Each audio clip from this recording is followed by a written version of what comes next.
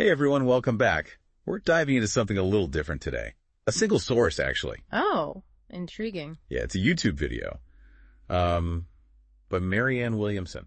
Oh, I've heard of her. She does a lot with spirituality, right? Exactly. The video is called Start Your Spiritual Makeover Now. She's known for her work with A Course in Miracles. That makes sense. So are we going to, delve into the course itself today? Not exactly. I mean, it'll definitely come up. Williamson references it a lot, but honestly, what we're really after are those universal truths that can impact anyone. Makes sense. Those core concepts that resonate, whether you're deeply spiritual or just starting to explore these ideas. Right. You mentioned feeling kind of stuck lately. Yeah, a little unfulfilled. It's like I'm going through the motions, but not really feeling that spark. I get it. And that's exactly where Williamson comes in. She offers this really powerful perspective shift. Seems promising, but I bet it's not easy. Definitely not a quick fix. Ready to unpack some big ideas. Bring it on! Okay, so Williamson's main point is that our separation from God, from this higher power, that's the root of all our problems. Okay. I can see how some people might find that idea a bit, challenging. Depending on their beliefs. Totally. But stick with us here. It's about more than just religion. Think of it as a feeling of disconnection. Like from that source of love and wholeness. Exactly. And she doesn't just throw out the problem. She gives this awesome analogy about darkness and light. She says, you can't get rid of darkness by hitting it with a baseball bat. Huh. That's vivid imagery. Right. You have to turn on the light. So how do we turn on the light in our own lives when we're facing, real problems? Well, that's where the whole spiritual makeover comes in. I am intrigued. So Williamson suggests that all that analyzing we do, all that dwelling on our problems, it can actually make things worse. How so? We start over-identifying with the problems. We become so fixated on figuring out the why that we forget something essential. Forget what? Our own inherent wholeness. That spark of the divine that's already inside us. I see. We get so caught up in the mess that we lose sight of the bigger picture. It's like we're so busy staring at the dirt on our shoes that we miss the incredible sunset happening right in front of us. Wow. Yeah, that makes sense. It reminds me of those Buddhist teachings about attachment. Oh, tell me more about that connection. Well, Buddhism suggests that clinging to things, to experiences, to the ups and downs of life, that's what leads to suffering. Right, because everything is impermanent. Exactly. It's like you were saying how you're still carrying that disappointment from years ago. Ugh, yeah, it still stings a bit. What if instead of clinging to that event, you acknowledged that it happened, it was real, but it's part of the past now? Like accepting that all things change. Right, and allowing yourself to move forward. It's like I'm holding onto a burning coal, expecting it not to burn, and wondering why I keep getting burned. Exactly. You have the power to let go of that coal. Wow, you're good at this. Okay, so this leads to a really interesting idea. Williamson brings up the ego. Oh, here we go. The ego. Always causing trouble. Right. She actually says that the ego feels insulted and assaulted by the idea that we can live without it. Oof, that's quite the statement. So why do you think the ego is so resistant to change? Well, she kind of hints at it. The ego is built on this illusion of separation. Needing to protect ourselves, always striving. It's like our default setting. Right. And anything that challenges that belief, that says, hey, you're already whole, you're already connected, it just freaks the ego out. Makes sense. Like, if we don't need to struggle and fight for everything, then that's the ego's purpose. Right. But Williamson suggests there's something so much deeper and truer waiting for us if we can just move past that ego-driven fear. I'm all ears. What's the alternative? She has this one line that really stuck with me. Nothing real can be threatened. Nothing unreal exists. Love is real. Whoa. I need a minute to process that one. It's profound. Like a Zen riddle, right? Totally. Like, what's she getting at with real versus unreal? Well, I think she's talking about ultimate reality versus the physical world. Our experiences here, in this physical world, they're real, but they're not the whole picture. Okay, I'm following. So there's this deeper reality that's unchanging. Exactly. And that unchanging reality, the core of it all, is love. And because love is real, it can never truly be threatened. So our true selves, that spark of the divine within us, that's untouchable too, right? Right.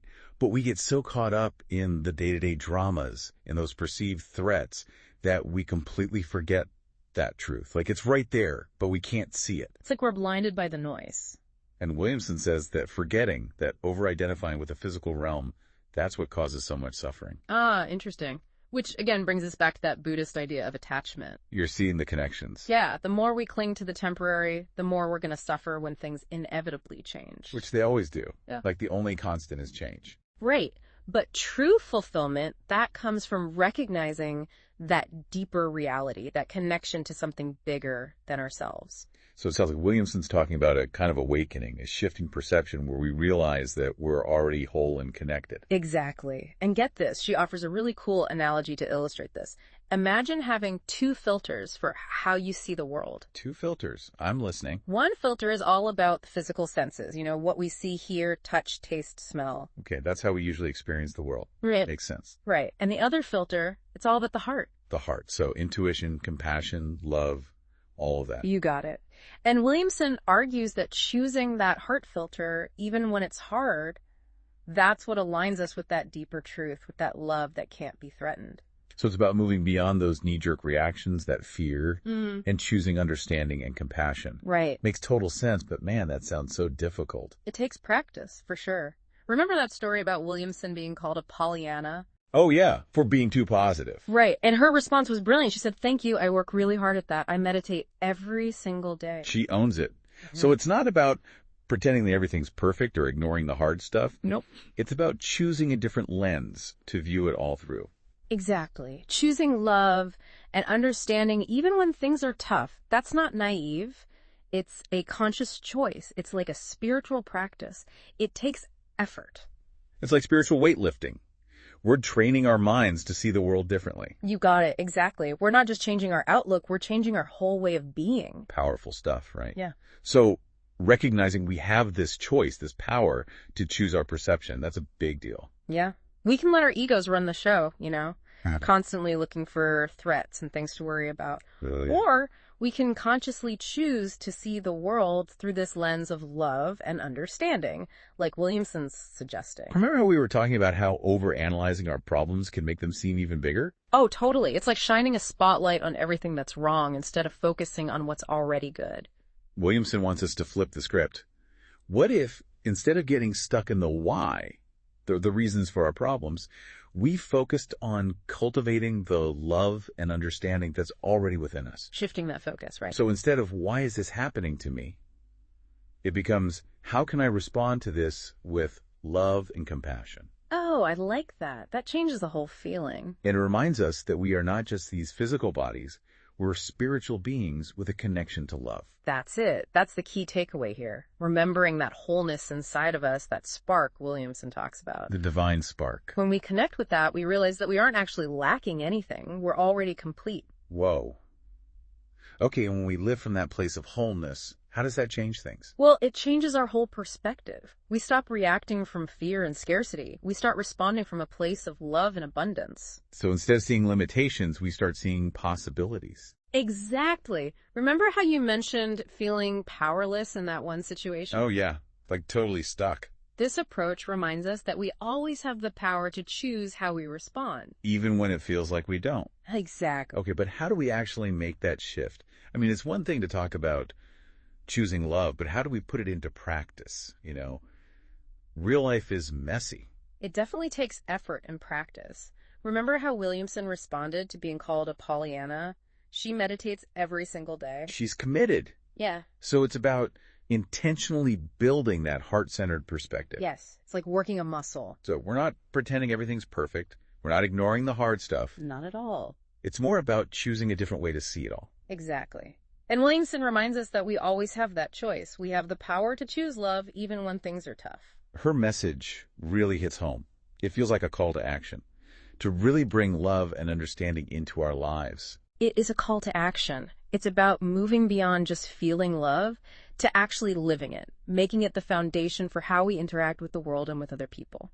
It's about walking the walk, not just talking the talk. Yes. And that choice, like Williamson says, shapes our whole experience of life. Because our reality is shaped by our perception, and we can choose a perception that lines up with love, with joy, with connection. You mentioned feeling stuck and unfulfilled earlier. Ugh, yeah. I still feel it. Do you see how this shifting perspective, this spiritual makeover, could help you move toward a more fulfilling life? I think so.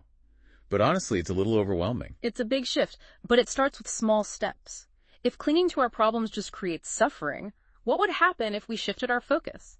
What if instead of fixating on what's wrong, we put our energy into cultivating the love and wholeness that's already inside us? It's a lot to consider. It is, and Williamson gives us a great starting point, but ultimately it's a personal journey. It's about finding what resonates with us, right? What practices help us connect with that love and wholeness that Williamson talks about? Exactly. Maybe that means diving deeper into A Course in Miracles. Maybe it means incorporating meditation into your day. Or maybe it's about making different choices moment by moment and approaching situations with love instead of fear. Right.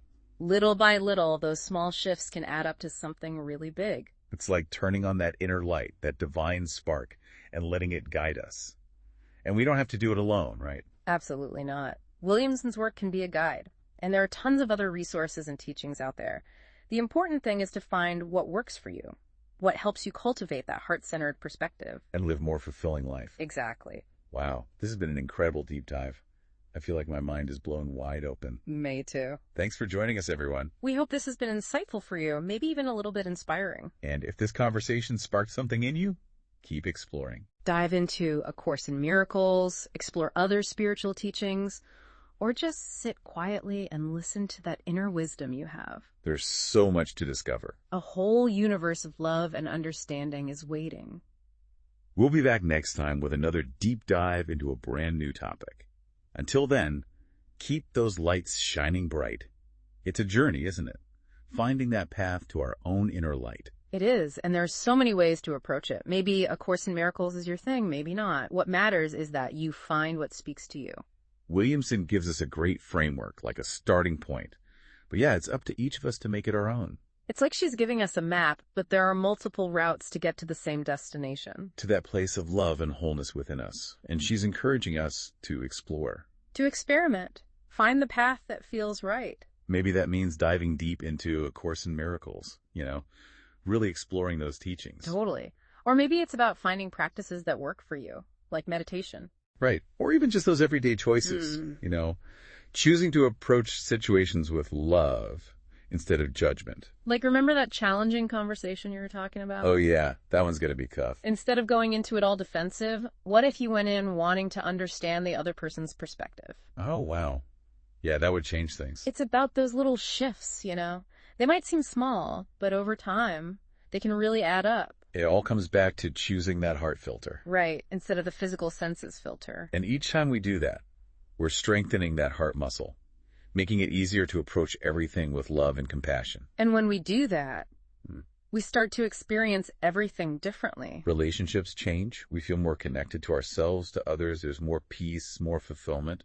It's like Williamson is saying we can have a spiritual makeover, not like, a superficial one. But like a real internal transformation. Starting with how we see things. And that can lead to some pretty incredible changes. So much to think about. This deep dive has been amazing. It really has. Thanks to everyone for joining us today. We hope it's been insightful for you. Maybe even a little life-changing. If this conversation sparked something in you, keep it going. Explore A Course in Miracles. Check out other spiritual teachings, or just, take some time to be quiet and listen to yourself. To that inner wisdom. There's a whole world of love and understanding out there waiting to be discovered. And we'll be back next week with another deep dive into a totally new topic. Until then. Keep those lights shining bright. See you next time.